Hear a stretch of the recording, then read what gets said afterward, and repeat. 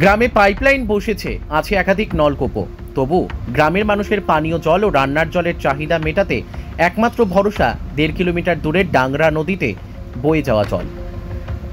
গ্রামের মেঠো রাস্তা, সেই রাস্তা দিয়ে প্রবল রোদ্রে মাথায় হাঁড়ি কলসি নিয়ে 1.5 কিলোমিটার দূরের নদী থেকে লাইন দিয়ে জল বয়ে নিয়ে যাচ্ছে গ্রামের মহিলারা।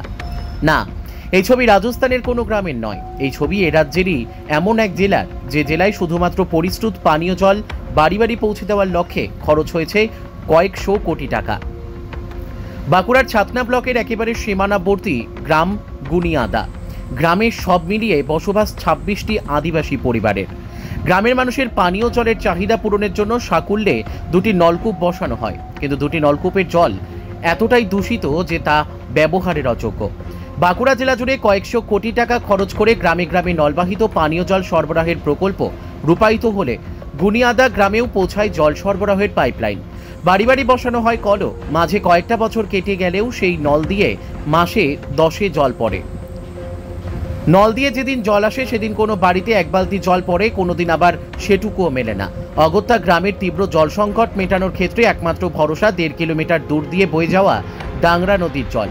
প্রবল গ্রীষ্মে চড়া রোদে মাথায় হাঁড়ি কলসি নিয়ে সেই ডাংরা নদীর বয়ে যাওয়া জল সংগ্রহ করে বাড়িতে নিয়ে এসে জলের চাহিদা পূরণেই দস্তুর বাঁকুড়ার ছাতনা ব্লকের প্রান্তিক এই গুনিয়াদা গ্রামের মানুষের। কোটি কোটি টাকা খরচ করে জল প্রকল্প তৈরির পরেও বাঁকুড়া জেলার প্রান্তিক এই গ্রামের পানীয় জল সরবরাহের কেন এমন হাল? স্থানীয় বিজেপি নেতৃত্ব এর জন্য দুষেছে রাজ্যের শাসক দলকে। তৃণমূল নেতৃত্ব তথা স্থানীয় পঞ্চায়েত সমিতির দাবি, গ্রামে পানীয় জলের তেমন সংকট নেই, গ্রামবাসীরা নাটক করছে। বাঁকুড়া থেকে সুচিন্ত গোস্বামীর রিপোর্ট, এস নিউজ বাংলা।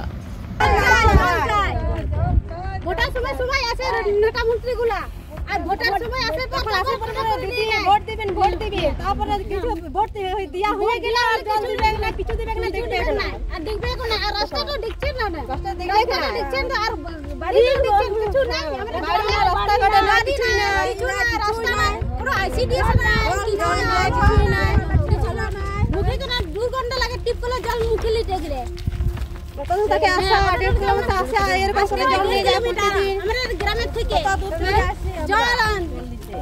জলের ঘরে যায় এবং বৃষ্টিতে আমরা আমাদেরকে আসতে হয় ঝাঁটা নিয়ে, তাও জল নিতে হবে কিসে রান্না করব, না হলে আমরা কিসে বাচ্চাগুলো ছোট ছোট থাকলে তাদেরকে খেয়ে নিয়ে আসতে হয়, বাচ্চাগুলো জল নিতে গেলে। ঠিক আছে, গ্রামের টিপ কল আছে, টাইম কলছে, তাও জল আসছে না, আসছে কিন্তু খারাপ জল আসছে, ওটা মুখে নিতে গেলে গন্ধ আসছে, ভাতগুলো অনেক খারাপ হচ্ছে, তাই আমরা নদী থেকে জলটা নিয়ে যাচ্ছি। এটা কি নদী এবং কত দূরে আমাদের গ্রাম থেকে? এটা ডাংরান্ডি বলে, 1.5 কিলোমিটার হবে। এত দূর রাস্তা থেকে আসতে হয়? হ্যাঁ স্যার, আসতে হবে, কষ্ট করে তো আসতে হবে, খেতে হবে তো, তাই আমরা কষ্ট করে নিয়ে যাই। এই যে জল আসছে, এই জল কি দূষিত জল হতে পারে? তো হ্যাঁ স্যার, কে জানে কি কি আছে জলে, সেটা আমরা কি করে জানি? কোন মানে পাখিগুলো মরতে পারে জলে, বা গরু ছাগল মরতে পারে, তার জন্য আমরা এই জলটাই খাই। কোনদিন কোনো শরীর খারাপ হয় না? না, হয়নি, কিন্তু হতেও তো পারে। হ্যাঁ স্যার, হতে পারে, আমরা কি করে জানি? তা আমরা খাচ্ছি এই জলটাই। আমাদের গ্রামের যে কল রয়েছে সেই কলগুলো তো মানে সারিয়ে দিলে ভালো হতো। সেগুলো সারিয়ে দিয়ে পর স্যার খারাপ জল বেরোচ্ছে, তাহলে আমরা খেতে পাচ্ছি না। কি হলে ভালো হয় আপনাদের?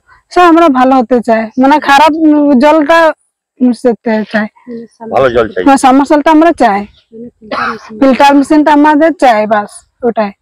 এত দূর থেকে জল নিয়ে জানি এই গরমকালে কতটা কষ্ট হয়? অনেক কষ্ট হয়, কিন্তু কি করব, কষ্ট করে নিয়ে যেতে হবে। কষ্ট কিরকম হয়? খেতে তো হবে, রান্না বান্না করতে হবে, ছেলেগুলা সবাই জল পান করতে হবে না, তাহলে এই যে এত দূর জল নিতে আসে সেই সময়টা তো নষ্ট হচ্ছে। হ্যাঁ স্যার, সময় তো নষ্ট হবে, কে করবো, খেতে তো হবে, রান্না বান্নাও করতে হয়। হ্যাঁ, রান্না বান্না করতে হবে। এই যে জল নিতে আসেন যখন, সেই সময়টাতে পড়াশোনা করতে পারতেন আপনি? হ্যাঁ স্যার, পড়াশোনা করতে হচ্ছে, আর পড়াশোনা করতে করতে আরো জলে নিয়ে যেতে হচ্ছে, মানে জলের সমস্যা মারাত্মক বেশি। জলের সমস্যা। আপনার নাম? শিবানী মুর্মু। নদী থেকে কিভাবে আনছেন? কলসি করে মাথা নিয়ে। কেন আপনাদের গ্রামে তো কল রয়েছে? আমাদের গ্রামে যে টিউবকল আছে সেটা অনেক দুর্গন্ধ জল, সেটা আমি মুখে পান করতে পারি না, আর টাইম কলে তো ঠিক মতো আসে নাই, তাই জন্য আমরা নদী থেকে জল আনি পর খাই। এই জলটা খাচ্ছে হ্যাঁ, কোনো অসুবিধা হয়নি? সেটা স্যার আমরা তো জানি না, তো কটা দূর থেকে জলটা আসছে, সে ছাড়া তো জল নেই আমাদের গ্রামে। আর এবং এই আমাদের গ্রামে সব বাইরে কাজ করে আসে পর রান্না বান্না করে খায়, সব কাজের লোক, ট্রাক্টরে বা সবাই যে কোনো কাজ। এই গ্রামটা কারা বসবাস করে? সব আদিবাসী।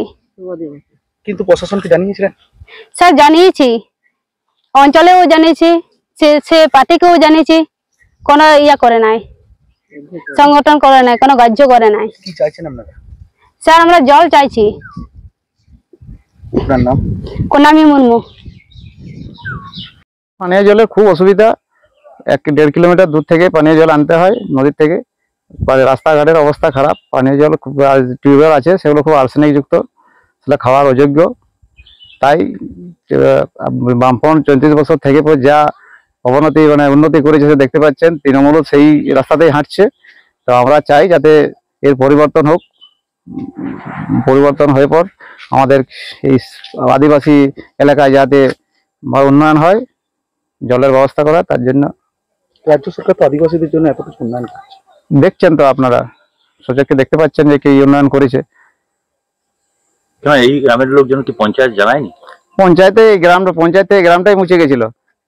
পঞ্চায়েতে বুনিয়াদা বলে কোনো গ্রামেই বলছি যে আমাদের নেই। এই নতুন করে আবার লিস্টে নাম উঠেছে। ঘর, এই বাড়ির অবস্থা দেখতে পাচ্ছেন, একটা পাকা বাড়ি নেই। অতদিন ধরে আজ তৃণমূল সরকার চলছে, প্রধানমন্ত্রী আবাস জন্য একটা বাড়ি পায়নি। এটা জল কখন পাবে জিজ্ঞেস করেননি আপনারা? জিজ্ঞেস করেছি, ওরা বলছে হ্যাঁ হয়ে যাবে, কখন হবে জানি না, আমরাও জানি না। এই বিষয়টি আপনারা আন্দোলন করছেন? দেখা যাক, যদি কোনো সুবিধা না হয় তখন আন্দোলনে নামতে বাধ্য হবো। আপনার নাম? আমার নাম বিধান মন্ডল। আপনি এলাকার? আমি এই আড্রা অঞ্চলের কনভেনার, মন্ডলের সহসভাপতি।